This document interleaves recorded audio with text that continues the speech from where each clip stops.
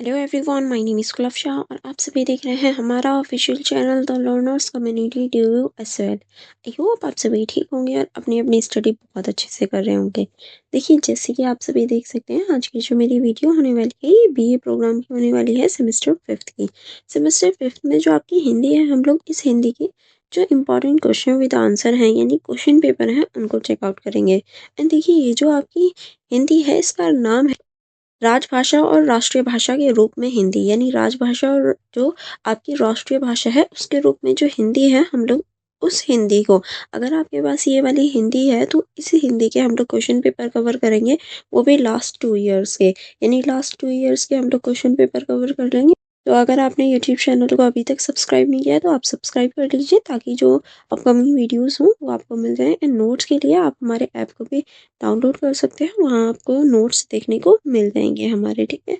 चलिए, जैसे कि आप देख सकते हैं ये हमारे सोशल मीडिया हैंडल्स हैं, यानी अगर आप ने यूट्यूब चैनल को सब्सक्राइब कर लिया है तो आप हमारी इंस्टाग्राम आईडी भी चेकआउट कर सकते हैं, आप हमारा टेलीग्राम चैनल भी ज्वाइन कर सकते हैं। ये हमारा ऐप हो जाता है फॉर नोट्स। आप फॉर नोट्स हमारे ऐप को डाउनलोड कर सकते हैं, ठीक है। चलिए फिर स्टार्ट करेंगे क्वेश्चन पेपर से। जैसे कि आप देख सकते हैं ये हमारा क्वेश्चन पेपर होने वाला है, बीए प्रोग्राम का ही है और 5th सेमेस्टर का है, ठीक है। चलिए स्टार्ट करेंगे क्वेश्चन पेपर को।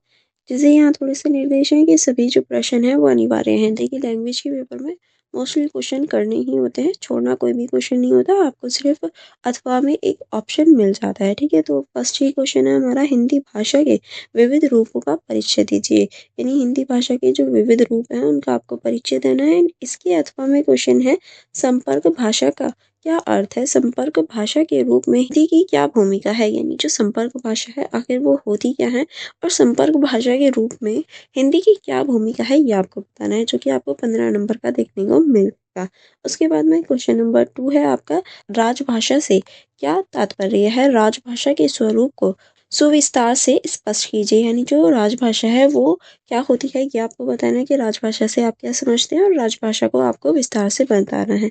एंड इसके अथवा में नेक्स्ट क्वेश्चन है, राजभाषा हिंदी के लिए संवैधानिक प्रावधान का परिचय दीजिए, यानी जो राजभाषा हिंदी है उसके लिए हमारे संविधान में क्या प्रावधान है, क्या बताया गया है, क्या चीज़ें हैं हमारे संविधान में, वो आपको बतानी है। ये भी क्वेश्चन आपका 15 नंबर का हो जाता है। नेक्स्ट क्वेश्चन है आपका क्वेश्चन नंबर 3। क्वेश्चन नंबर 3 है आपका, भारतीय संविधान की 8वीं अनुसूची से में उल्लेख विषय स्पष्ट कीजिए, यानी जो भारतीय संविधान है उसकी जो 8वीं अनुसूची है उसमें कौन कौन से विषय लिखे गए हैं, क्या क्या चीज़ें हैं वो आपको बतानी है क्वेश्चन नंबर 3 में, ठीक है। उसके बाद में ये हमारा अथवा वाला क्वेश्चन हो जाता है। अथवा वाला क्वेश्चन है, रूप में हिंदी स्थिति को स्पष्ट करते हुए राजभाषा और राष्ट्रीय भाषा में अंतर बताइए, यानी राष्ट्रीय के रूप में जो हमारी हिंदी है उसकी स्थिति को आपको स्पष्ट करना है, फिर जो राजभाषा है और जो राष्ट्रीय भाषा है उन दोनों के बीच में अंतर बताना है, ठीक है। ये क्या क्या होती है। और फिर नेक्स्ट क्वेश्चन, क्वेश्चन नंबर 4 है आपका, निम्नलिखित शब्दावली के हिंदी प्रतिरूप लिखिए, यानी इनको हिंदी में क्या बोलते हैं वो आपको ट्रांसलेट करके लिखना है, ठीक है। चलिए आगे बढ़ेंगे। आगे अब हमारा ख क्वेश्चन है, इसी में निम्नलिखित कार्यालय अभिव्यक्ति के हिंदी रूपांतरण लिखिए, यानी ये जो चीज़ें हैं, ये जो नाम है कार्यालयों के, इनके हिंदी रूपांतरण, यानी इन्हें भी आपको हिंदी में ही चेंज करना है, ठीक है। यहाँ पर इंग्लिश में दे रखा है एंड ये आपको हिंदी में चेंज करना है। उसके बाद में क्वेश्चन नंबर 5 स्टार्ट होता है। क्वेश्चन नंबर 5 है हमारा, किन्हीं दो पर टिप्पणी कीजिए। किन्हीं दो पर किस किस पर आपको टिप्पणी करनी है, तो इसमें आप लिखेंगे साहित्य भाषा हिंदी, संवैधानिक आंदोलन में हिंदी की भूमिका, मानक भाषा की विशेषताएं, यानी जो मानक भाषा है उसकी क्या क्या विशेषताएं हैं, राजभाषा अध्ययन 1963, इसके बारे में आपको इन सभी के बारे में चर्चा करनी है, इन सभी के बारे में बताना है। ये हमारा क्वेश्चन पेपर 1 हो जाता है। उसके बाद में ये हमारा क्वेश्चन पेपर 2 है, राष्ट्रीय और राष्ट्रभाषा के रूप में हिंदी, ये भी बीए प्रोग्राम और 5th सेमेस्टर का ही, जैसे कि आप देख सकते हैं सभी प्रश्न अनिवार्य हैं। पहले हम दोनों क्वेश्चन पेपर देख लेते हैं, फिर इनका सोल्यूशन देखेंगे, ठीक है। तो क्वेश्चन नंबर 1 है हमारा, प्रिंट मीडिया की भाषा पर प्रकाश डालिए, यानी जो प्रिंट मीडिया होती है, जो वो एक तरह से अखबार वगैरह होते हैं, उनकी जो भाषा होती है उस पर आपको प्रकाश डालना है। फिर उसके बाद में अथवा में क्वेश्चन है, साहित्य भाषा का आशय स्पष्ट करते हुए उसकी मूलभूत विशेषताओं का उल्लेख कीजिए, यानी जो साहित्य भाषा है उसका जो आशय होता है उसको स्पष्ट करते हुए जो मूलभूत विशेषता है वो आपको बतानी है।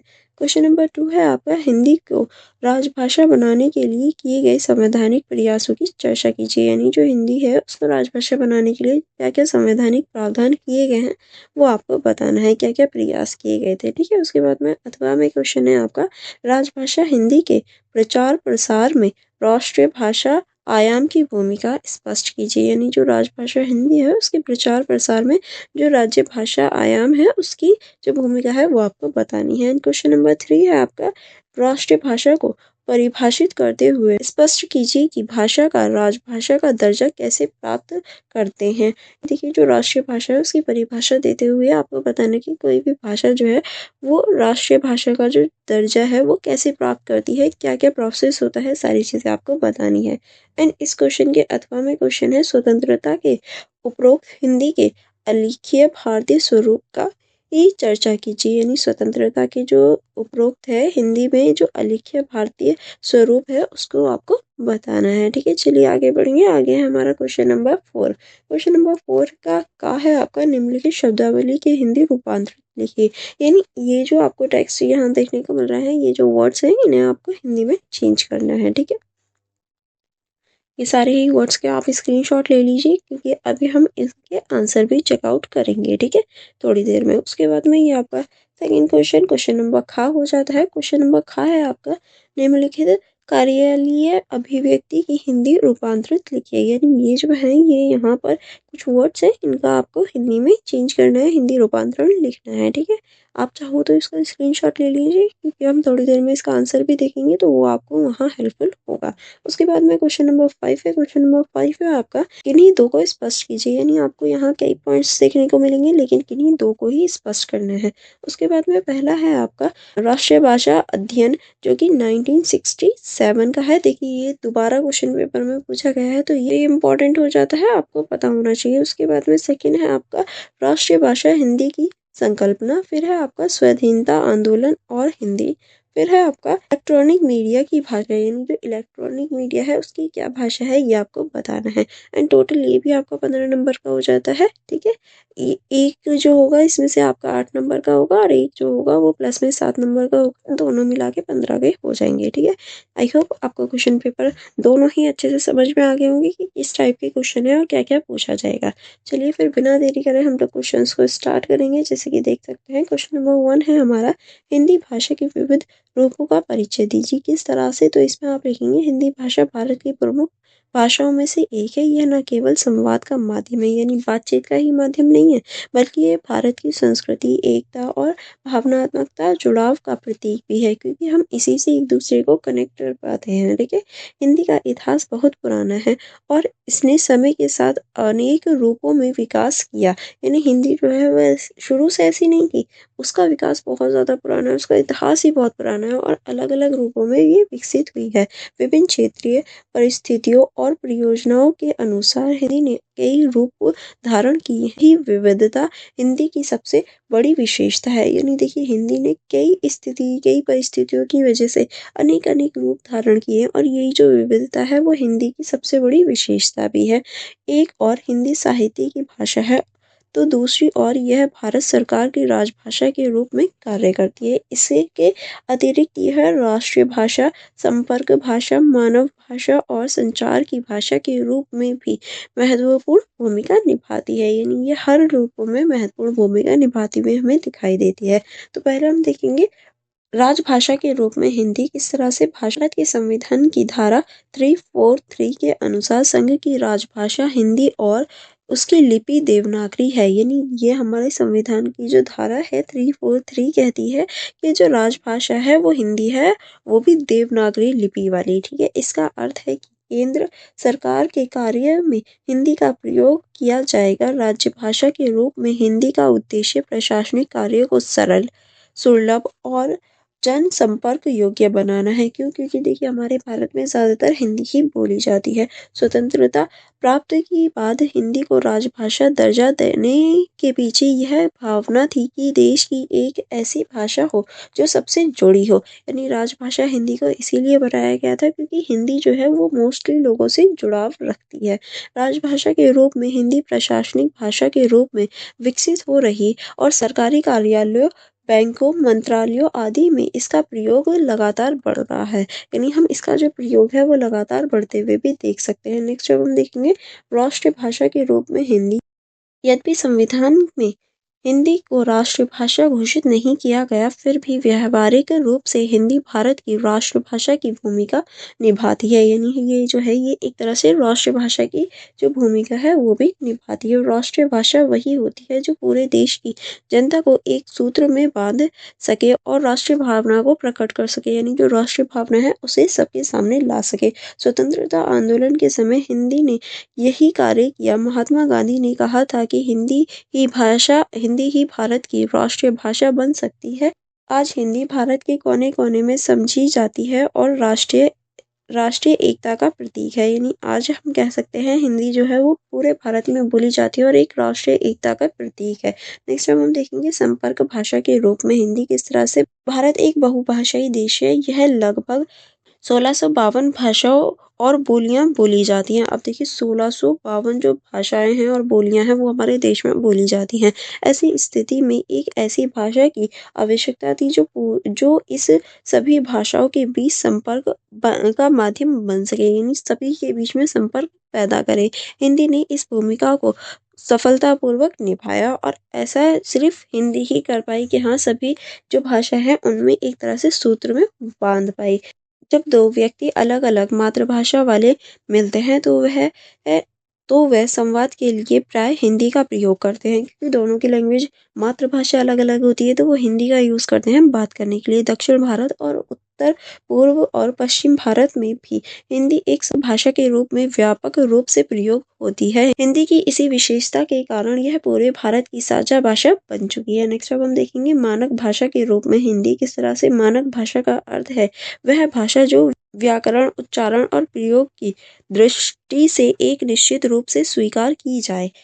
हिंदी के मानक रूप में खड़ी बोली को स्वीकार किया जाता है। यह बोली दिल्ली और पश्चिम उत्तर प्रदेश में बोली जाती है। यानी जो खड़ी बोली है वो दिल्ली में और पश्चिम उत्तर प्रदेश में बोली जाती है। साहित्य, समाचार पत्र, हिंदी और सरकारी कामकाजों में इसकी मानक हिंदी का प्रयोग किया जाता है। और जो साहित्य होता है, समाचार पत्र होते हैं, शिक्षा होती है, सरकारी कामकाज होते हैं, उसमें इसी का प्रयोग होता है।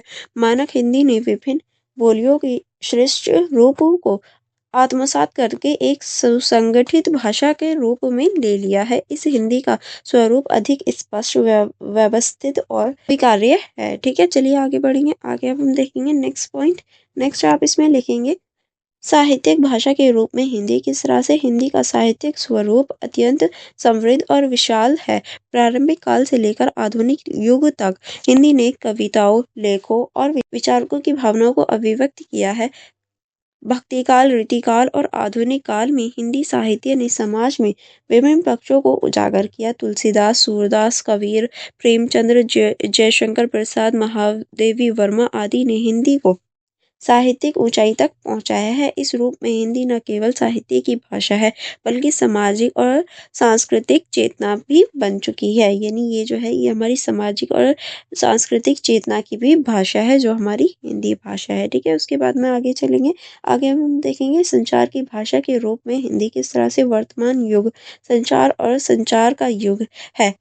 Media, film, television, radio, internet और सोशल मीडिया में हिंदी का प्रयोग बहुत व्यापक रूप से हो रहा है। हिंदी फिल्मों, समाचार चेतनाओं और सोशल मीडिया प्लेटफॉर्म के माध्यम से हिंदी ने जनमानस के हृदय में गहरी जगह बना ली है। यह कहा जा सकता है कि आज हिंदी एक वैकल्पिक संचार भाषा बन चुकी है जिसे न केवल भारत में बल्कि विदेशों में भी बोला और समझा जा सकता है। यानी हिंदी अब ऐसी लैंग्वेज है जो सिर्फ भारत में ही नहीं बल्कि विदेशों में भी बोली और समझी जा सकती है। नेक्स्ट अब हम देखेंगे क्षेत्रीय और लोक भाषा के रूप में हिंदी की अनेक बोलियां हैं, जैसे ब्रजभाषा, अवधी, भोजपुरी, मंगही, बुंदेली, हरियाणवी, राजस्थानी, छत्तीसगढ़ी आदि। इन बोलियों में क्षेत्रीय जीवन की झलक मिलती है क्योंकि ये अलग अलग क्षेत्रों में बोली जाती हैं।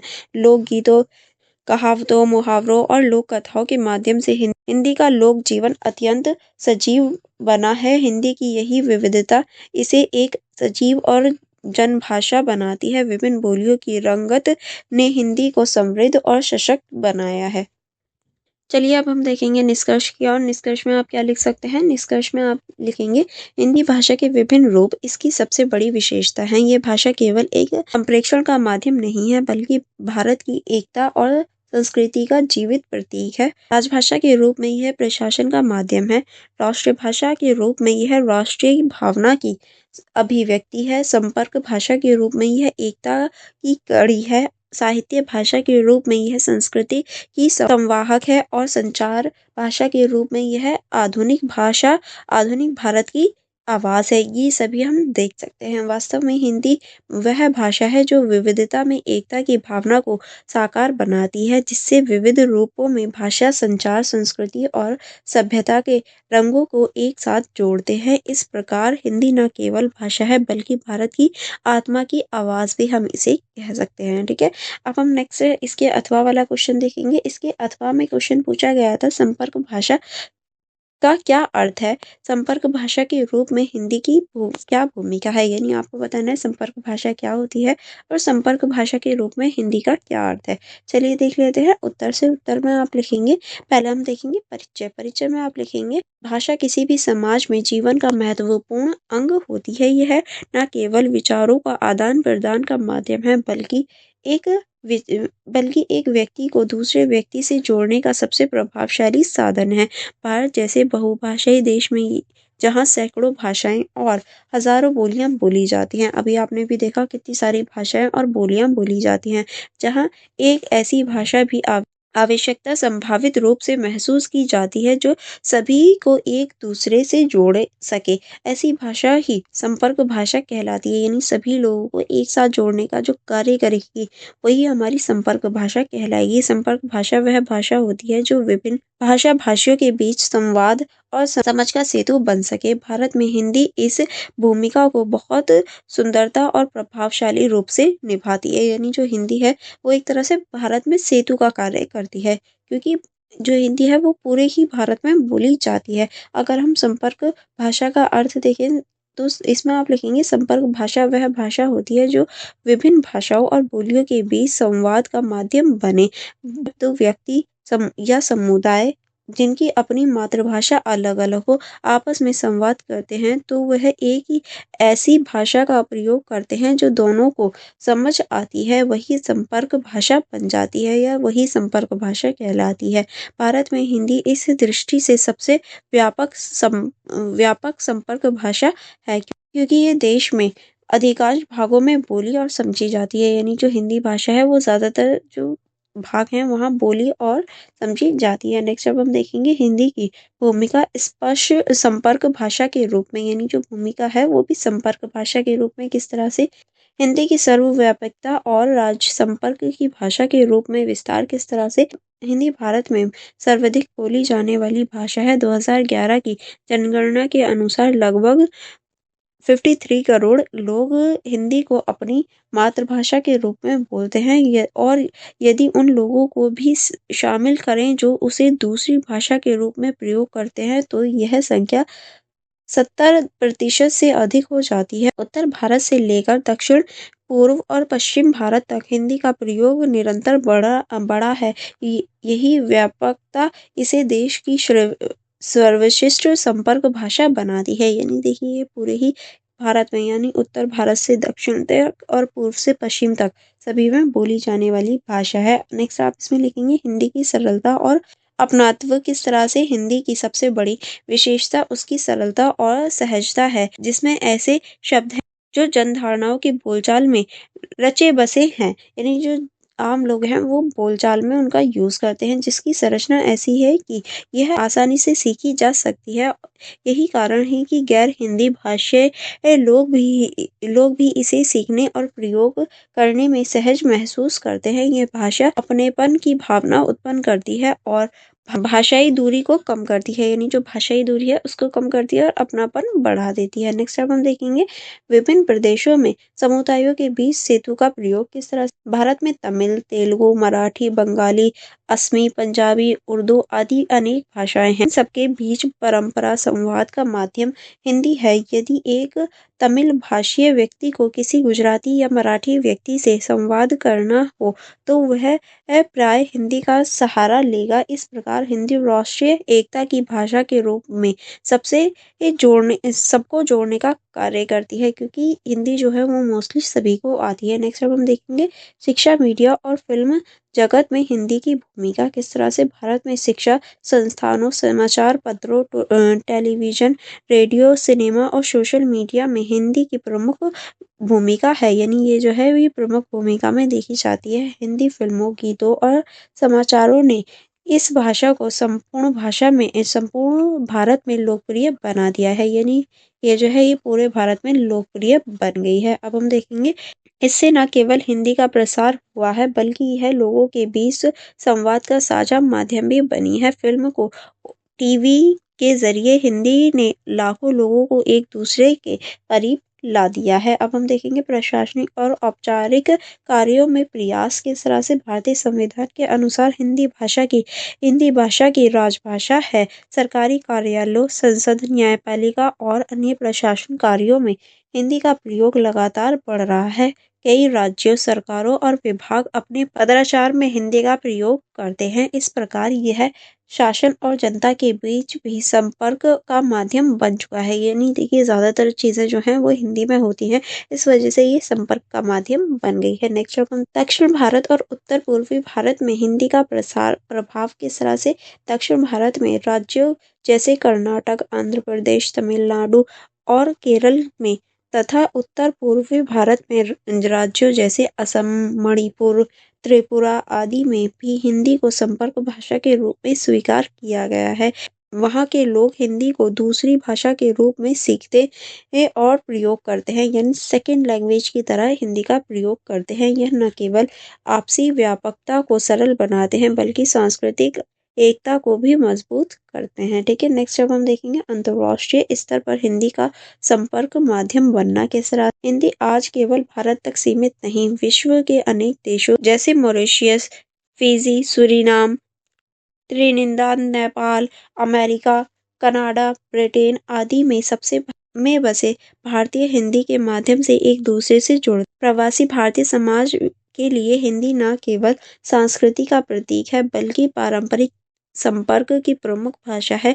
संयुक्त राष्ट्र संगठन में भी हिंदी के प्रयोग को बढ़ावा मिल रहा है। यानी संयुक्त राष्ट्र जो संगठन है वहाँ पर भी हम हिंदी को मिलता हुआ देख सकते हैं। अब हम देखेंगे इस क्वेश्चन का निष्कर्ष में आप लिखेंगे हिंदी केवल एक भाषा नहीं बल्कि भारत की आत्मा की आवाज़ है। यह वह भाषा है जिसने विविध भाषाओं, बोलियों और संस्कृतियों के बीच एक सेतु का कार्य किया है। हिंदी ने भारत की विविधता में एकता को सशक्त बनाने में ऐतिहासिक भूमिका निभाई है।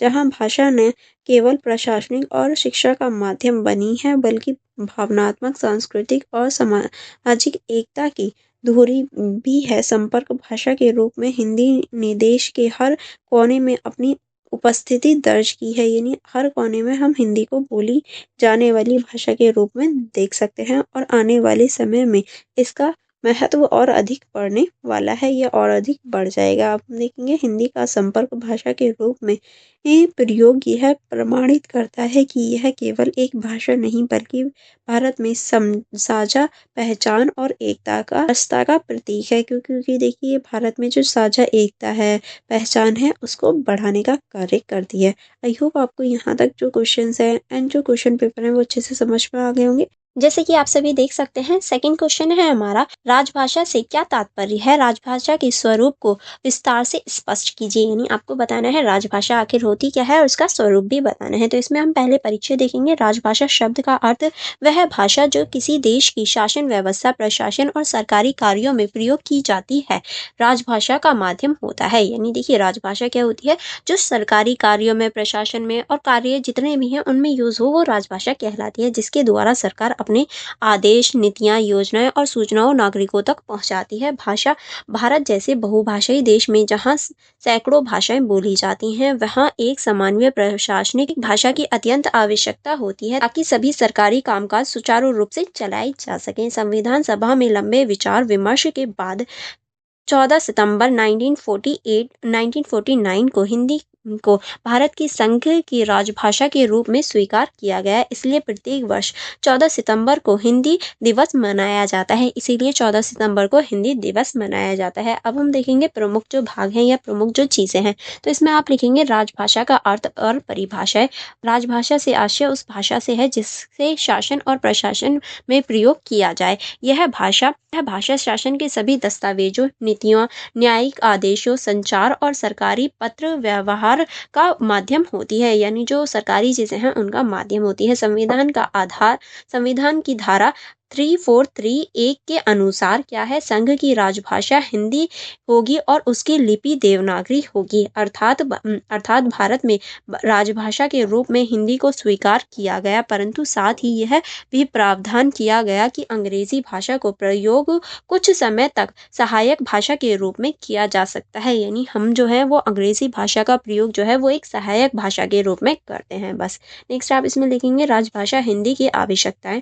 भारत में भाषाई विविधता बहुत अधिक है। हर राज्य, हर क्षेत्र की अपनी अपनी भाषाएं हैं। ऐसे ही राष्ट्रीय स्तर पर ऐसी भाषाओं की आवश्यकता महसूस हुई जो संपूर्ण देश में समझी जा सके और प्रशासन के लिए एक समन्वय माध्यम बन सके। हिंदी का यह स्थान इसीलिए ही महत्वपूर्ण है। क्यों महत्वपूर्ण है? क्योंकि देखिए यह संवैधानिक बोली और समझी जाने वाली भाषा है। इसकी जड़ें भारतीय संस्कृति में गहरी से जुड़ी हुई हैं। यह देश के उत्तर से दक्षिण, पूर्व से पश्चिम तक संपर्क का माध्यम बन सकती है। इस प्रकार हिंदी के राजभाषा बनकर देश की प्रशासनिक एकता को सुदृढ़ किया है। ठीक है, नेक्स्ट अब हम देखेंगे राजभाषा हिंदी से संबंधित संवैधानिक प्रावधान। संविधान के भाग 17 में राजभाषा से संबंधित विस्तृत प्रावधान किए गए हैं। कौन कौन से? अनुच्छेद 343 संघ की भाषा हिंदी तथा लिपि देवनागरी होगी। अनुच्छेद 344 राजभाषा के विकास एवं प्रगति की समीक्षा हेतु आयोग की स्थापना का उल्लेख होगा। अनुच्छेद 345 से 347 राज्यों को अपनी भाषा चुनने का अधिकार दिया गया। अनुच्छेद 348 उच्च न्यायालयों तथा सर्वोच्च न्यायालयों में अंग्रेजी भाषा के प्रयोग का प्रावधान किया गया। अनुच्छेद 351 संघ का यह कर्तव्य होगा कि वह हिंदी का प्रचार प्रसार करें और उसे भारत की सभी भाषाओं के तत्वों से समृद्ध बनाएं। यानी भारत की जितनी भी भाषाएं हैं उनके तत्वों से उसे समृद्ध बनाएं। इन अनुच्छेदों के माध्यम से हिंदी को संवैधानिक संरक्षण और सरकारी पहचान प्राप्त हो गई। नेक्स्ट अब हम देखें राजभाषा आयोग और संसदीय समिति। किस तरह से? संविधान के अनुसार राजभाषा के प्रयोग और प्रगति की निगरानी के लिए राजभाषा आयोग का गठन किया गया। इसके अतिरिक्त संसदीय राजभाषा समिति भी कार्यकृत है जो संसद को हिंदी के प्रयोग की स्थिति को ये रिपोर्ट प्रस्तुत करती है। इन संस्थाओं का उद्देश्य यह सुनिश्चित करना है कि हिंदी का प्रयोग सरकारी विभागों, मंत्रालयों और कार्यालयों में ढंग तथा प्रशासनिक कार्य हिंदी में आधारित किए जाएं। यानी हिंदी का ही यूज़ किया जाए। नेक्स्ट अब हम देखेंगे राजभाषा हिंदी का स्वरूप। राजभाषा हिंदी का स्वरूप सरल, मानक और समझने योग्य होना चाहिए ताकि वह संपूर्ण भारत में उपयोगी सिद्ध हो सके। हिंदी का स्वरूप ऐसा होना चाहिए जो ना तो अत्यधिक संस्कृतनिष्ठ हो और ना ही कठिन। यानी ऐसा ना हो सारे संस्कृत के वर्ड घुसा दिए जाएं और ऐसा भी ना हो कि बहुत ज़्यादा कठिन हो। का मानक रूप खड़ी बोली पर आधारित है जो देवनागरी लिपि में लिखी जाती है। यानी इसकी जो बेसिक चीज़ें हैं वो खड़ी बोली पर आधारित है जो कि देवनागरी लिपि में लिखी जाती है। राजभाषा हिंदी का स्वरूप 3 स्तरों पर देखा जा सकता है। कौन कौन सा? पहला है आपका प्रशासनिक भाषा के रूप में हिंदी। दूसरा कार्यलीन एवं तकनीकी शब्दावली वाली हिंदी। उसके बाद संवाद की भाषा के रूप में सहज हिंदी। ठीक है, इस प्रकार राजभाषा हिंदी का रूप व्यापक और व्यावहारिक होना चाहिए। नेक्स्ट अब हम देखेंगे राजभाषा हिंदी के प्रयोग की वर्तमान स्थिति क्या है। आज भारत सरकार के अधिकांश मंत्रालयों, विभागों और कार्यालयों में हिंदी का प्रयोग बढ़ रहा है। यानी जो हिंदी है उसका प्रयोग बढ़ता जा रहा है। संसदीय रिपोर्ट, सरकारी पत्राचार, अधीन सूचनाओं, अभिलेखों तथा शिक्षा और मॉडल में हिंदी का प्रयोग निरंतर बढ़ रहा है। यानी जो हमारी शिक्षा है, सूचना है, अभिलेख हैं, उनमें हिंदी का प्रयोग जो है वो बढ़ता जा रहा है। हालाँकि अंग्रेज़ी अभी भी सहायक राजभाषा के रूप में प्रयुक्त होती है, परंतु केंद्र सरकार हिंदी के प्रयोग को बढ़ावा देने के लिए विभिन्न योजनाएँ चला रही है, जैसे कि हिंदी पखवाड़ा मानना, कार्यालयों में हिंदी कार्यशालाएँ आयोजित करना, अनुवाद सेवा आयोग द्वारा अनुवाद सहायता देना, राजभाषा पुरस्कार प्रदान करना। इन प्रयासों के फलस्वरूप हिंदी धीरे-धीरे प्रशासनिक कार्यों में प्रमुख स्थान ग्रहण कर रही है या प्रमुखता से बढ़ रही है। नेक्स्ट अब हम देखेंगे राजभाषा हिंदी की चुनौतियाँ और समाधान। किस तरह से राजभाषा हिंदी के आगे आने वाली कुछ कठिनाइयाँ भी हैं, कौन-कौन सी? अनेक राज्यों में हिंदी को अलग क्षेत्रीय असहमति मिलती है। तकनीकी और वैज्ञानिक क्षेत्रों में हिंदी शब्दावली का अभाव देखने को मिल जाता है, क्योंकि तकनीकी और वैज्ञानिक क्षेत्र में हिंदी का यूज़ बहुत कम होता है। अंग्रेजी के प्रवाह और आदत के कारण कार्यालयों में उसका अधिक प्रयोग होता है। इन समस्याओं के समाधान के लिए आवश्यकताएं क्या-क्या आवश्यकता हैं या क्या-क्या चीज़ें हो रही हैं? हिंदी को सरल और व्यावहारिक बनाया जाए, अनुवाद और शब्दावली निर्माण को प्रोत्साहित किया जाए। शब्दावली का मतलब होता है डिक्शनरी, ठीक है। नेक्स्ट अब हम देखेंगे स्कूल और कॉलेज स्तर पर हिंदी का प्रयोग बढ़ना चाहिए, ताकि जो बच्चे हैं वो हिंदी बोलने में शर्माए नहीं। सभी राज्य समान रूप से हिंदी के प्रयोग के प्रति सकारात्मक दृष्टिकोण रखने चाहिए। ऐसा नहीं है हिंदी बोल रहा है तो वो पढ़ा लिखा या फिर एजुकेटेड नहीं होगा। तो सभी राज्य और सभी व्यक्तियों का हिंदी के प्रति अच्छा दृष्टिकोण होना चाहिए। अब हम देखेंगे इस क्वेश्चन का निष्कर्ष में आप लिखेंगे, अतः स्पष्ट है कि राजभाषा का अर्थ केवल शासन की भाषा से नहीं, बल्कि वह भाषा है जो राज्य एकता और प्रशासनिक समरसता की आधारशिला रही हो। यानी जो प्रशासनिक समरसता है उसको आधार बनाया गया है। वो हिंदी को राजभाषा का दर्जा देकर भारतीय संविधान ने न तो केवल प्रशासनिक सुधार का माध्यम चुना, बल्कि राष्ट्रीय एकता और सांस्कृतिक पहचान का प्रतीक भी स्थापित किया है। राजभाषा हिंदी आज भारतीय जीवन का अभिन्न अंग बन चुकी है। इसके प्रचार प्रसार से देश की विभिन्न भाषाई क्षेत्रों में संवाद, सहयोग और अ, समझ की भावना विकसित हुई है। भाषा में हिंदी का प्रयोग जितना अधिक बढ़ेगा, उतनी ही हमारी राष्ट्रीय एकता और सांस्कृतिक अखंड सुदृढ़ होगी। यानी राष्ट्रीय एकता और सांस्कृतिक जो अखंडता है वो बढ़े। अब हम देखेंगे इस क्वेश्चन का अथवा वाला क्वेश्चन। इसमें आप लिखेंगे राजभाषा हिंदी के लिए किए गए संवैधानिक प्रावधान का परिचय दीजिए। यानी राजभाषा जो हिंदी है उसके लिए जो संवैधानिक प्रावधान है वो आपको बताना है। परिचय देखेंगे, भारत एक बहुभाषाई देश है जहाँ सैकड़ों भाषा और हजारों बोलियां बोली जाती हैं। इस भाषाई विविधता के बीच एक ऐसी भाषा की आवश्यकता महसूस की गई जो राष्ट्रीय के विभिन्न भागों के लोगों को जोड़ सके और शासन प्रशासन में एकता बनाए रख सके। स्वतंत्रता प्राप्ति के बाद जब संविधान सभा ने संविधान निर्माण का कार्य आरंभ किया, तब यह महत्वपूर्ण प्रश्न था कि भारत की राजभाषा कौन सी होगी और किसे बनाया जाए। लंबे विचार विमर्श और बहस के बाद 14 सितंबर 1949 को संविधान सभा ने हिंदी भाषा को संघ की राजभाषा के रूप में स्वीकार किया। इस ऐतिहासिक निर्णय को संविधान के भाग 17 अनुच्छेद 343 से 351 में दर्ज किया गया। इस अनुच्छेदों में हिंदी भाषा से संबंधित सभी संवैधानिक प्रावधान उल्लेखित किए गए जो राजभाषा हिंदी की स्थिति, प्रयोग और प्रचार प्रसार को सुनिश्चित करते हैं कि इसका क्या प्रयोग होगा, इसका किस तरह से प्रचार प्रसार होगा। इसमें आप लिखेंगे अनुच्छेद 343 संघ की राजभाषा और उसकी लिपि। किस तरह से? संविधान का अनुच्छेद 343 एक स्पष्ट रूप से कहा गया है संघ की राजभाषा हिंदी होगी और उसकी लिपि देवनागरी होगी। इस अनुच्छेद में यह भी प्रावधान किया गया कि आंकड़ों के लिए अंतर्राष्ट्रीय रूप से प्रयुक्त भारतीय अंकों का प्रयोग किया जाएगा।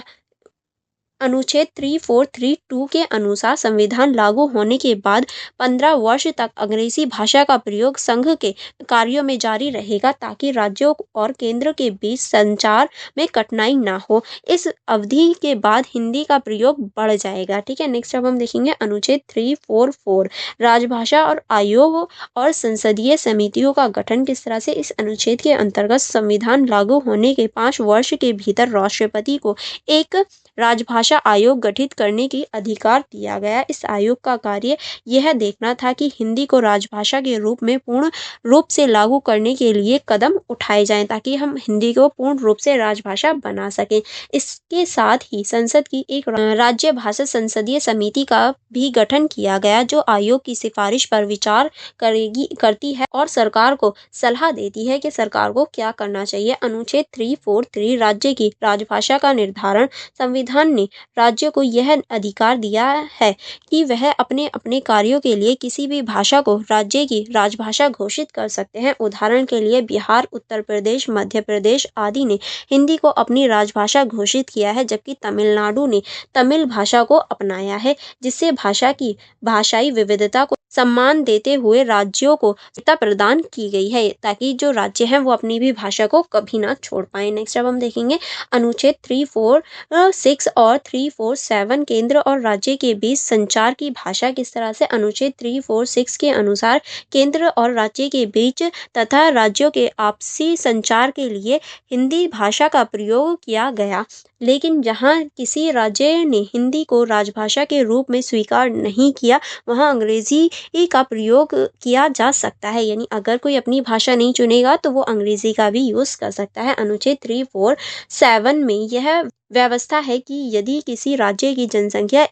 जनसंख्या का एक भाग किसी विशेष भाषा को समानता दिलाना चाहता है तो राष्ट्रपति उस भाषा को उस राज्य की समानता दे सकते हैं। नेक्स्ट अब हम देखेंगे अनुच्छेद 348 उच्च न्यायालय और सर्वोच्च न्यायालय में भाषा का प्रयोग किस तरह से। संविधान के अनुच्छेद 348 के अंतर्गत राष्ट्र स्पष्ट किया गया है कि सुप्रीम कोर्ट, उच्च न्यायालय और न्यायाधीश कार्यों में अंग्रेजी भाषा का प्रयोग किया जाएगा। यानी यहाँ पर हम अंग्रेजी भाषा का प्रयोग देख सकते हैं। हालांकि राष्ट्रपति की अनुमति से राज्य अपने उच्च न्यायालय में हिंदी या अन्य भाषा का प्रयोग कर सकते हैं, जिससे यह सुनिश्चित हुआ कि राज्य कार्य को भाषा के कारण अवरोध न उत्पन्न हो। ऐसा नहीं है कि भाषा के आधार पर अवरोध उत्पन्न होने लगे। नेक्स्ट अब हम देखेंगे अनुच्छेद 350।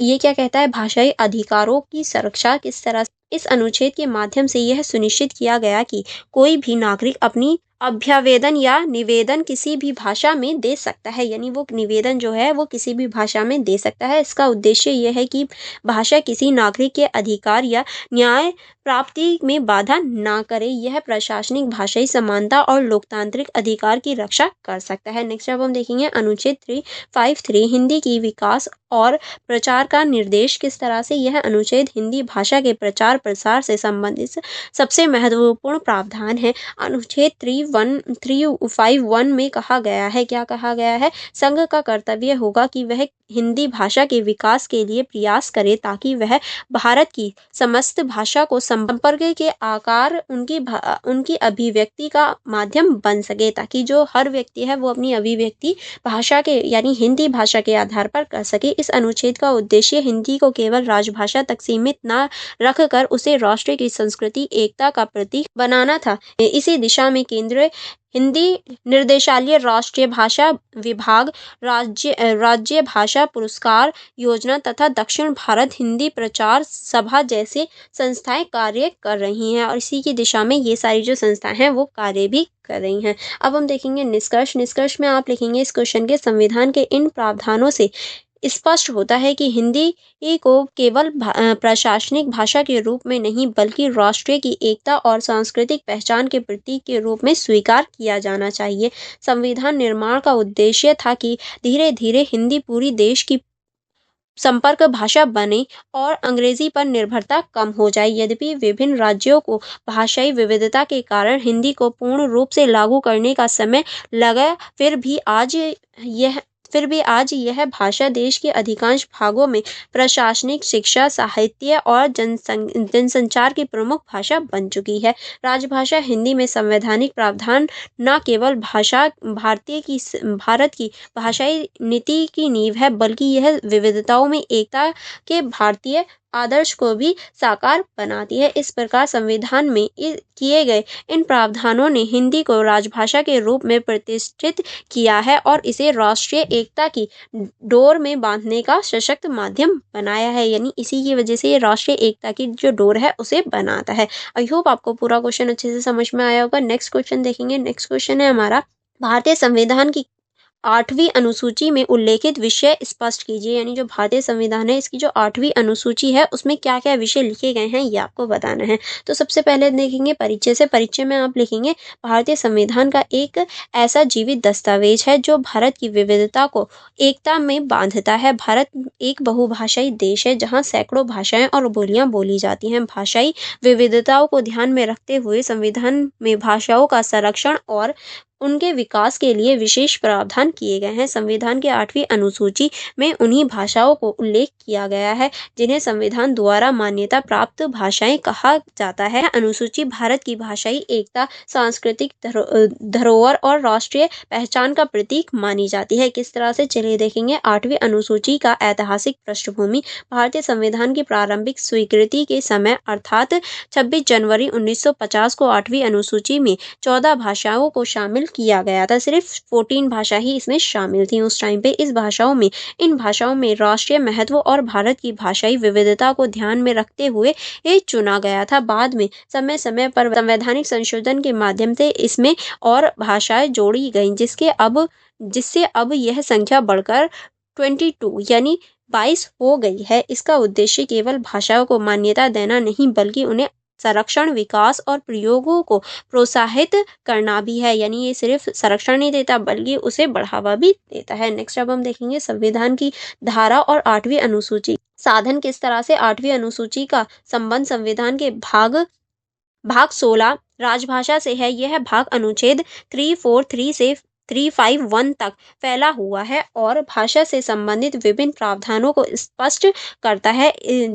इसमें से विशेष रूप से अनुच्छेद 3431 और 351 में 8वीं अनुसूची का उल्लेख मिलता है। अनुच्छेद 351 में यह कहा गया है कि केंद्र सरकार का दायित्व होगा कि वह हिंदी भाषा के विकास के साथ साथ 8वीं अनुसूची में उल्लेखित भाषाओं के प्रचार, प्रसार और उनके बीच संपर्कों को भी बढ़ाएगी, यानी जो हिंदी भाषा है उसे तो बढ़ाएगी ही, साथ में जो और भाषाएं अनुच्छेद 8 में दी गई हैं उनको भी बढ़ाएगी। अब हम देखेंगे प्रारंभिक 14 भाषाएं 1955 में कौन कौन सी थी। संविधान के आरंभ में 8वीं अनुसूची में निम्नलिखित 14 भाषाएं शामिल थी। पहला है हमारा असमी, दूसरे है बंगाली, गुजराती, हिंदी, कन्नड़,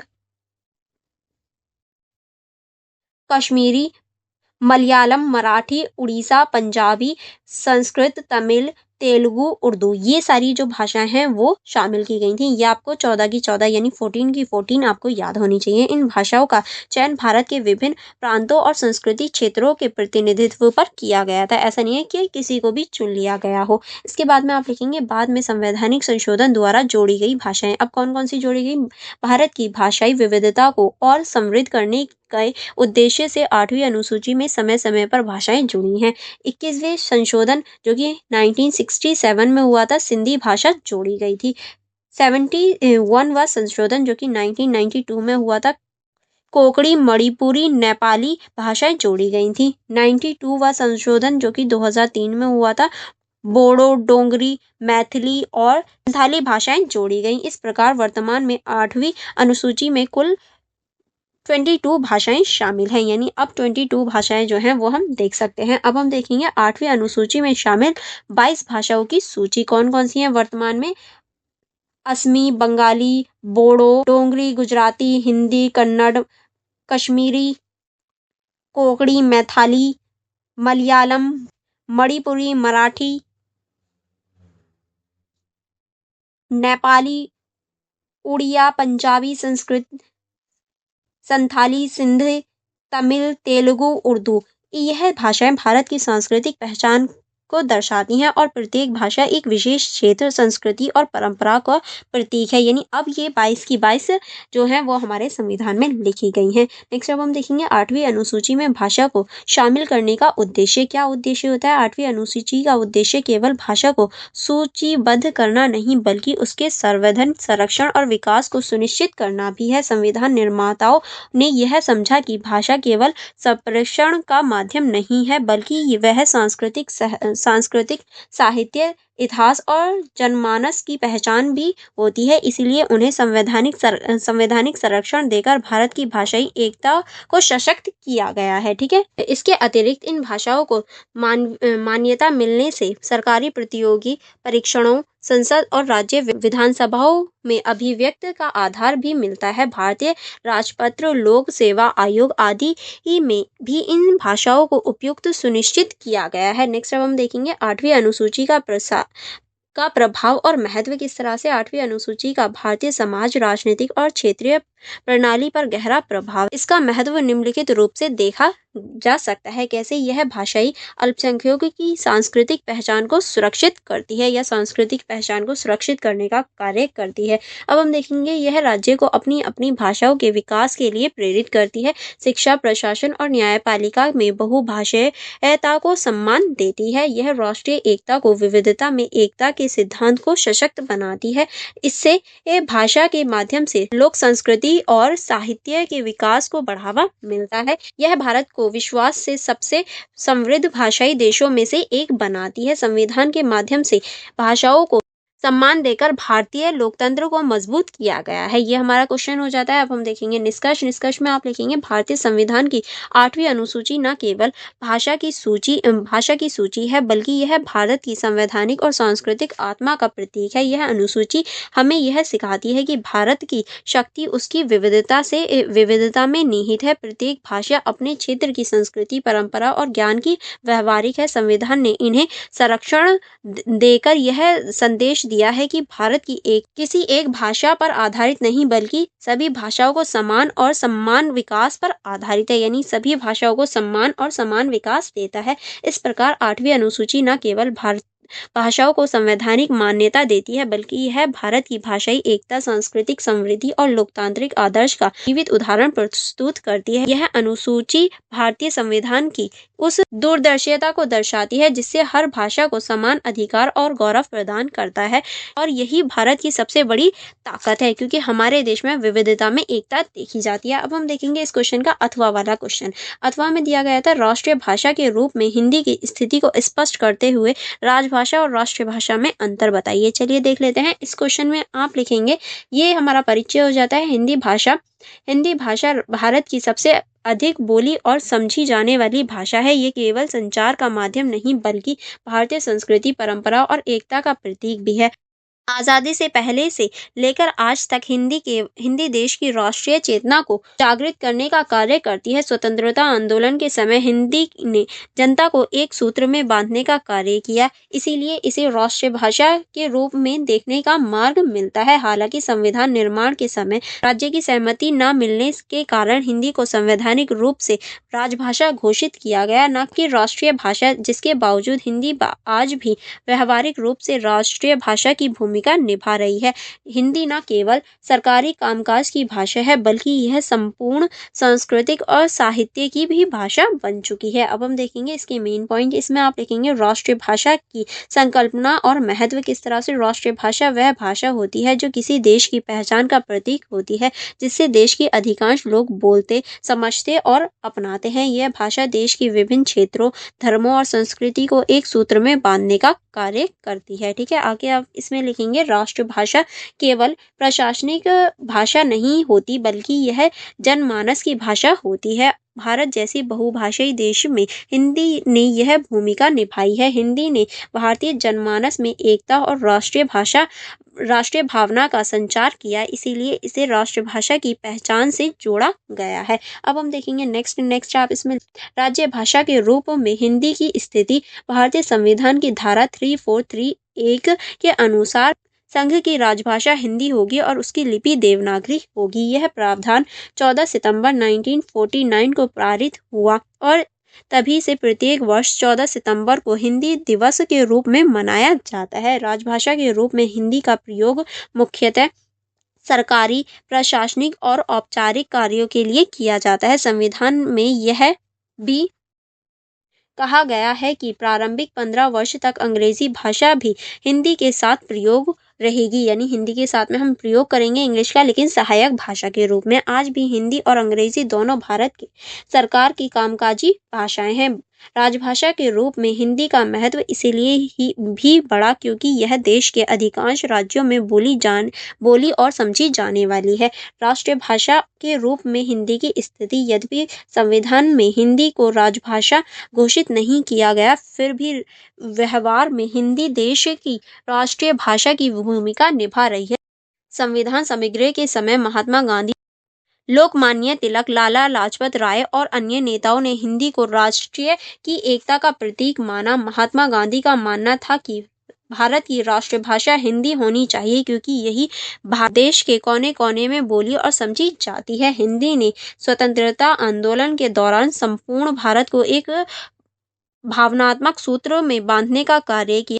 आज भी हिंदी ही वह माध्यम है जो उत्तर से दक्षिण, पूर्व से पश्चिम भारत के लोगों को एक दूसरे से जोड़ती है और एक दूसरे के साथ संवाद को बढ़ाती है। अब हम देखेंगे हिंदी को राष्ट्रीय भाषा न बनाए जाने के कारण। संविधान सभा जब हिंदी को राष्ट्रभाषा बनाने का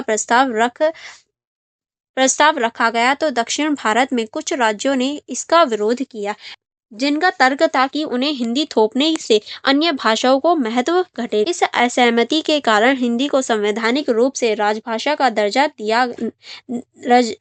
दिया गया, न कि राष्ट्रीय भाषा, जिसके बावजूद हिंदी का व्यावहारिक और सांस्कृतिक प्रभाव पूरे देश में इतना गहरा है कि आज भी राष्ट्रभाषा के रूप में स्वीकार करते हैं या राष्ट्रीय भाषा के रूप में हम इसे मानते हैं। नेक्स्ट अब हम देखेंगे राजभाषा और राष्ट्रीय भाषा में अंतर। ये हमारा आधार हो जाता है, ये हमारा राजभाषा हो जाती है और ये हमारी राष्ट्रीय भाषा हो जाती है। किस तरह से अंतर है? अगर हम अर्थ के आधार पर देखें तो शासन और प्रशासन की भाषा है, देश की जनता की पहचान और एकता की भाषा है। उद्देश्य देखें तो सरकारी कार्यों की संवाद में उपयोग है। राष्ट्रीय एकता और सांस्कृतिक समरसता का प्रतीक मानी जाती है। प्रयोग का क्षेत्र देखें तो सरकारी संस्थाएं, कार्यालय, संविधान कार्य, और अगर इसे समाज, संस्कृति, साहित्य और जन जीवन का एक तरह से माध्यम हो जाता है। नेक्स्ट अब हम देखेंगे संवैधानिक स्थिति। संविधान द्वारा मान्यता प्राप्त है। संविधान में स्पष्ट रूप से उल्लेख नहीं मिलता। उदाहरण देखें तो भारत की राजभाषा हिंदी है।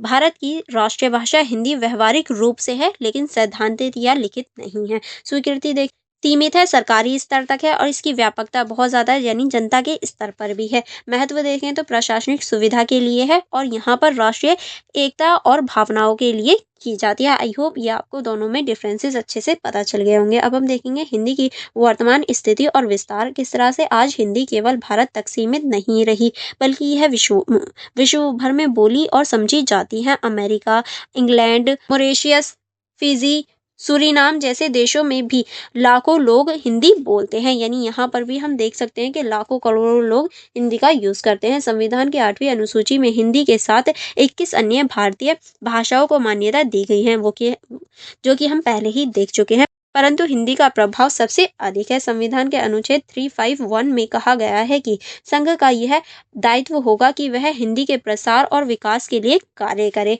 हिंदी आज साहित्य, शिक्षा, विचार, संचार, तकनीक और मनोरंजन के क्षेत्र में अग्रणीय स्थान रखती है, या ये कहें बहुत बड़ा स्थान रखती है। अब हम देखेंगे राष्ट्र की एकता में हिंदी की भूमिका। क्या हिंदी की भूमिका है? इसमें आप लिखेंगे हिंदी केवल भाषा नहीं बल्कि भारत की आत्मा का प्रतीक है। भिन्न भिन्न भाषाओं, संस्कृति और परंपराओं को जोड़ने का कार्य करती है। हिंदी ने भाषा की एकता को मजबूत किया और यह आज भी उत्तर और दक्षिण के संवाद की सेतु बनी हुई है, या संवाद में सेतु का कार्य करती है, जो कि जोड़ती है। इस भाषा के माध्यम से भारतीय जनमानस में अपनी भावनाओं, विचारों और संस्कृति को व्यापक मिली है या व्यापकता बढ़ी है। अब हम देखेंगे इस क्वेश्चन का निष्कर्ष में आप लिखेंगे कहा जा सकता है कि हिंदी भारत की पहचान, संवैधानिक रूप से यह राजभाषा है, लेकिन व्यवहारिक और सांस्कृतिक दृष्टि से यह राष्ट्रीय भाषा की भूमिका निभा रही है। हिंदी ने भारत की विविधता में एकता को बनाए रखने में अद्वितीय योगदान दिया। यह भाषा न केवल हमारे इतिहास और संस्कृति की संवाहक है बल्कि भविष्य की प्रकृति का मार्ग भी प्रस्तुत करती है। आज आवश्यकता इस बात की है कि हम सभी हिंदी को न केवल राजभाषा और राष्ट्रीय भाषा के रूप में बल्कि अपनी आत्मा की भाषा के रूप में स्वीकार करें और इसके प्रसार में अपना योगदान दें ताकि जो हमारी भाषा है वो इंटरनेशनल लेवल पर और बढ़ सके। आई होप आपको यहाँ तक सारे क्वेश्चन समझ में आ गए होंगे।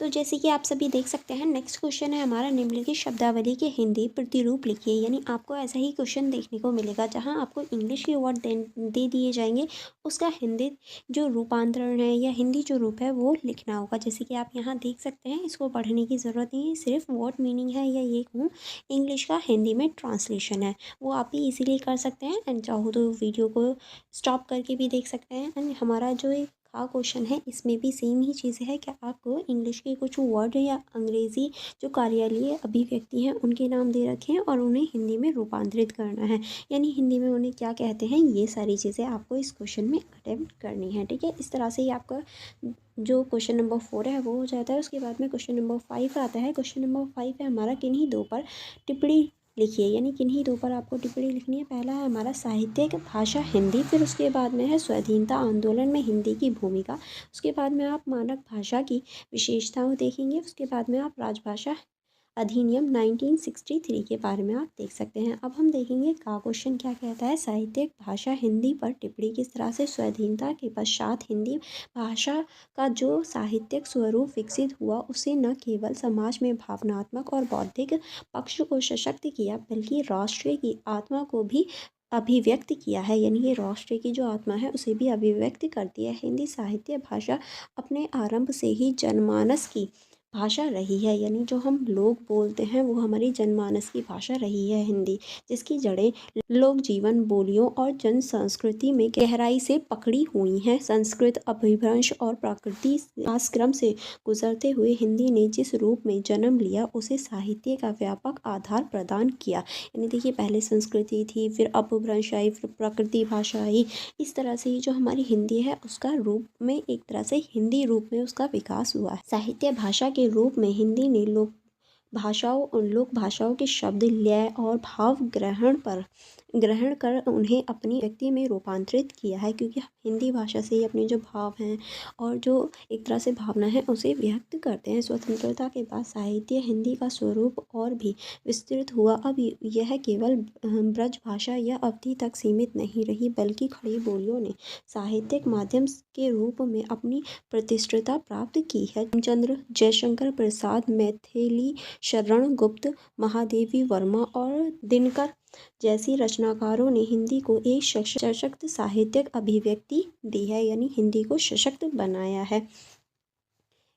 इन्होंने हिंदी को न केवल कविता और कहानी तक सीमित रखा बल्कि नाटक, निबंध, आलोचना, यात्रा वृत्तांत और संस्मरण में भी उसकी गरिमा स्थापित की, यानी संस्मरण तक उसे लेकर गए। साहित्य हिंदी में सामाजिक यथार्थ, मानवीय संवेदना और राष्ट्रीय भाव का गहरा समावेश हुआ, यानी हम इसमें राष्ट्रीय भाव का भी गहरी भावना जो है उसे देख सकते हैं। इस भाषा की विशेषता यह रही है जिसमें सशास्त्रीयता और सरलता का अद्भुत संतुलन बना रहा। स्वतंत्रता के बाद आधुनिक हिंदी साहित्य ने प्रयोगवाद, नई कविताएं और कहानी के माध्यम से मनुष्य के अंतर्द्वैतांत और समाज के बदलते मूल्यों को अभिव्यक्त किया है। आज की हिंदी साहित्यिक भाषा केवल भारत की नहीं बल्कि विश्व की भाषाओं में से एक विशिष्ट स्थान रखती है। यह भाषा न केवल साहित्य की बल्कि संवाद और संस्कृति की भाषा बन चुकी है। ठीक है, हिंदी की साहित्यिक भाषा ने भारतीय चेतना और अनुभव को विश्व मंच पर स्थापित करने में अहम भूमिका निभाई है। वह भाषा केवल भावों को नहीं बल्कि विचारों को भी अभिव्यक्त करती है। इसलिए साहित्य हिंदी हमारे राष्ट्र की सांस्कृतिक चेतना की संवाहक और उसकी आत्मा की सच्ची आवाज़ कही जाती है। इसीलिए हम कह सकते हैं ये हमारी आत्मा या फिर हिंदी की जो आत्मा है उसकी सच्ची आवाज़ होती है। नेक्स्ट अब हम देखेंगे संवैधानिकता आंदोलन में हिंदी की भूमिका पर टिप्पणी किस तरह। संवैधानिकता आंदोलन के काल में हिंदी भाषा केवल संचार का माध्यम नहीं रही, बल्कि वह राष्ट्र की आत्मा और जनता की आवाज़ बनकर उभरी थी। जब देश अंग्रेजी शासन के अधीन था, तब अंग्रेजी और विदेशी भाषाओं के प्रभुत्व के कारण जनमानस अपने विचार व्यक्त नहीं कर पा रहे थे। ऐसे समय में हिंदी वह भाषा बनी जिसे ने देश के विभिन्न हिस्सों में बोली जाने वाली भाषाओं को एक सूत्र में बांधा था। महात्मा गांधी ने हिंदी को राष्ट्रीय भाषा कहकर उसे स्वतंत्रता संग्राम का प्रतीक बनाया। उन्होंने कहा था कि हिंदी ही वह भाषा है जो पूरे भारत को एक कर सकती है। इसीलिए हम हिंदी को एक तरह से जो राष्ट्रीय भाषा है उसके रूप में देख सकते हैं। स्वतंत्रता आंदोलन के दौरान हिंदी प्रेस, साहित्य सभाओं और आंदोलन का प्रमुख माध्यम बनी। बाल गंगाधर तिलक, लोकमान्य लाजपत राय, पंडित नेहरू और सुभाष चंद्र बोस जैसे नेताओं ने जनता के इनसे संवाद के लिए हिंदी का ही प्रयोग किया। हिंदी अखबारों जैसे हिंदुस्तान, अभ्युदय, प्रताप और सरस्वती ने स्वतंत्रता की चेतना फैलाने में क्रांतिकारी भूमिका निभाई। यानी ये जो न्यूज़पेपर थे, इन्होंने भी क्रांतिकारी भूमिका निभाई थी हिंदी को फैलाने में। हिंदी में लिखे गए नारे भारत छोड़ो, वंदे मातरम, जय हिंद ने जन जन को प्रेरित किया। हिंदी ने ग्रामीण और अशिक्षित जन समुदायों तक स्वतंत्रता का संदेश पहुंचाया। साहित्यकारों ने अपने लेखन के माध्यम से देशभक्ति और आत्मबल का संचार किया था। प्रेमचंद की रचनाओं ने सामाजिक शोषण के विरुद्ध चेतना जगाई, जबकि मैथिली शरण गुप्त की कविताओं ने जनमानस में राष्ट्रीय भक्ति की भावना भरी थी। यानी हर व्यक्ति में जो राष्ट्रीय भक्ति है उसकी भावना को भर दिया था। हिंदी ने केवल एक भाषा के रूप में नहीं, बल्कि स्वतंत्रता आंदोलन की धड़कन के रूप में कार्य किया। इसने क्षेत्रीयता और भाषाई भेद मिटाकर पूरे भारत को एकता के सूत्र में बांधा। हिंदी ने यह सिद्ध किया कि भाषा केवल संचार नहीं, बल्कि परिवर्तन और संघर्ष का साधन भी हो सकती है। यानी भाषा सिर्फ संचार ही नहीं, बल्कि परिवर्तन भी ला सकती है। इस प्रकार संवैधानिकता आंदोलन में हिंदी की भूमिका अत्यंत महत्वपूर्ण रही। वह भाषा जिसने भारत को आत्मा, अभिव्यक्ति और एकता प्रदान की, वो हमारी भाषा हिंदी भाषा बन गई। ठीक है, नेक्स्ट अब हम देखेंगे। नेक्स्ट क्वेश्चन है हमारा, मानक भाषा की विशेषताओं पर टिप्पणी। किस तरह से मानक भाषा वह होती है जो किसी भाषा के शुद्ध, व्यवस्थित और स्वीकार्य रूप में पूरी समाज में प्रयुक्त होती है। हिंदी के संदर्भ में मानक हिंदी खड़ी बोली पर आधारित वह भाषा है जिसे साहित्य, शिक्षा, प्रशासन और संचार में समान रूप से उपयोग किया जाता है। मानक भाषा की सबसे पहली विशेषता उसकी एक रूपता है। यानी सबसे पहली विशेषता में उसकी एक रूपता आ जाती है, जिसमें व्याकरण, शब्दावली और वाक्य विन्यास निश्चित और सुव्यवस्थित होते हैं। यानी जो एक तरह से हमारी डिक्शनरी है वो सुव्यवस्थित और सारी चीज़ें लगी हुई होती हैं एक तरह से क्रम से। यह बोली की तरह क्षेत्रीय विशेष तक सीमित नहीं रहती, बल्कि पूरे राष्ट्र में समझी और अपनाई जाती है। दूसरी विशेषता इसकी सहजता और स्पष्टता है। मानक हिंदी ऐसी भाषा है जो शिक्षा वर्ग के साथ साथ सामान्य व्यक्ति के लिए भी संतुलन और बोधगम्य है। इसमें संस्कृति मूल शब्दों का प्रयोग अधिक है, लेकिन समय के साथ इसने अन्य भाषाएं जैसे उर्दू, अंग्रेजी और प्रादेशिक भाषाओं के शब्दों को भी आत्मसात किया है। यानी हम कह सकते हैं समय के साथ साथ इसमें जो अन्य भाषा के शब्द हैं वो भी प्रयोग होने लगे। तीसरी विशेषता इसकी लचीलापन है। मानक हिंदी बदलते समय के साथ अपने शब्द संयोजन और प्रयोग में नित नए रूप ग्रहण करती है। यानी जो मानक हिंदी है वो बदलती समय के साथ साथ अपने जो रूप हैं वो भी ग्रहण करती रहती है अलग अलग। यही कारण है कि वह साहित्य, प्रशासन, शिक्षा और मीडिया सभी क्षेत्रों में समान रूप से प्रयोग में आती है। मानक भाषा का एक और महत्वपूर्ण गुण उसकी सामाजिक स्वीकृति प्राप्त होती है। ये भाषा किसी वर्ग या क्षेत्र की नहीं, बल्कि पूरे समाज की भाषा होती है। यानी पूरे समाज में बोली जाती है। खड़ी बोली हिंदी ने इस भूमिका को भली प्रकार निभाया है। यह भाषा न केवल व्याकरण की दृष्टि से सुसंगत है, बल्कि अभिव्यक्ति की दृष्टि से भी प्रभावशाली और सशक्त है। यानी सिर्फ ये व्याकरण की दृष्टि से ही नहीं, बल्कि जो अभिव्यक्ति यानी व्यक्ति जो अपने आप को प्रेजेंट करता है उसकी दृष्टि से भी बहुत ज़्यादा इम्पॉर्टेंट है।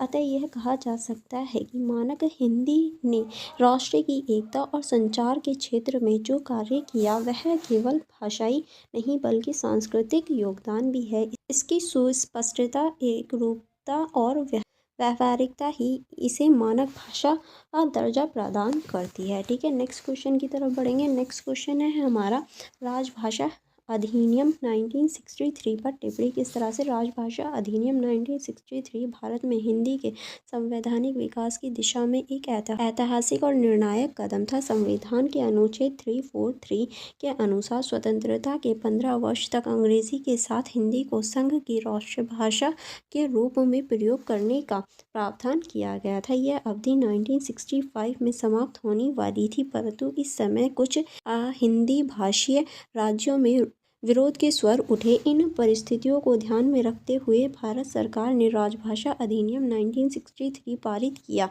इस अधिनियम का मुख्य उद्देश्य यह सुनिश्चित करना था कि हिंदी का प्रयोग धीरे धीरे बढ़े जाए, लेकिन साथ ही अंग्रेजी को भी तब तक सहायक राजभाषा के रूप में रखा जाएगा। यानी देखिए, ये जो 1963 वाला जो एक तरह से अधिनियम आया था, इसका उद्देश्य था कि जो हिंदी है उसका प्रयोग धीरे धीरे बढ़े।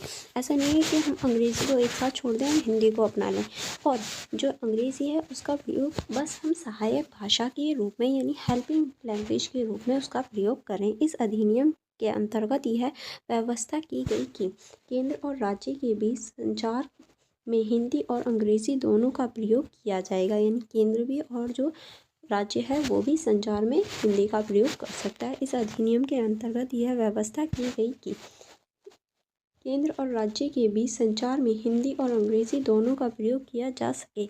सरकारी कार्यालय में हिंदी के प्रयोग को प्रोत्साहित करने के लिए प्रशिक्षण और प्रचार विभाग की स्थापना की गई। बाद में 1967 में इसे संशोधित कर यह स्पष्ट किया गया कि अंग्रेज़ी का प्रयोग तब तक जारी रहेगा जब तक गैर हिंदी भाषीय राज्यों को संतोष न हो जाए। यानी जो गैर हिंदी भाषा यानी ऐसे राज्य हैं जहाँ हिंदी नहीं बोली जाती, जैसे कि तमिलनाडु हो गया, केरल हो गया, तो वो जब तक संतुष्ट नहीं हो जाएंगे तब तक हम इंग्लिश का प्रयोग करेंगे। इस अधिनियम के परिणाम स्वरूप हिंदी के प्रयोग को धीरे धीरे प्रशासन, न्यायपालिका, संसद और शिक्षा में बढ़ावा मिला। प्रत्येक मंत्रालय और विभाग में राजभाषा प्रकोष्ठ बनाए गए जो हिंदी के प्रयोग की निगरानी करते हैं।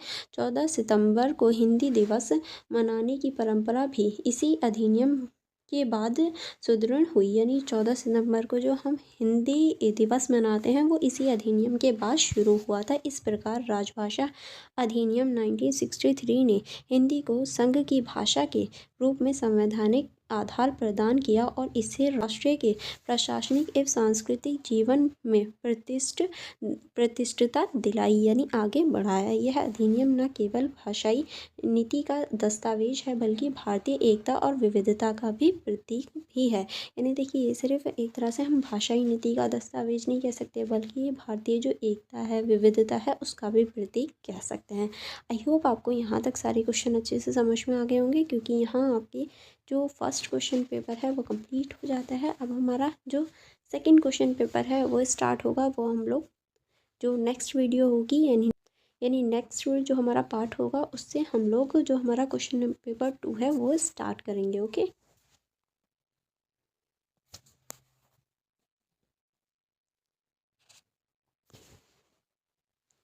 And for more connectivity, for more videos आप हमारी इंस्टाग्राम आईडी चेकआउट कर सकते हैं। आप हमारा टेलीग्राम ग्रुप ज्वाइन कर सकते हैं। एंड अगर आपने अभी तक हमारे यूट्यूब चैनल को सब्सक्राइब नहीं किया तो आप जल्दी से सब्सक्राइब करके बेल आइकन को प्रेस कर दीजिए। एंड नोट्स को देखने के लिए हमारे app the learners community DUSL को प्ले स्टोर से डाउनलोड कर सकते हैं। इसका जो लिंक है वो भी आपको डिस्क्रिप्शन बॉक्स में मिल जाएगा, तो आप इस ऐप को डाउनलोड करना है। एंड ये सारे फीचर्स आपको इस ऐप में देखने को मिल जाएंगे एंड नोट्स भी आपको देखने को मिल जाएंगे। अगर कोई डाउट या कोई प्रॉब्लम रहती है तो आप मुझसे कमेंट बॉक्स में पूछ सकते हैं। अदरवाइज़ अब हम मिलेंगे नेक्स्ट वीडियो में, तो वीडियो को लाइक करना एंड अपने फ्रेंड्स के साथ शेयर करना मत भूलिएगा। Thank you for watching everyone.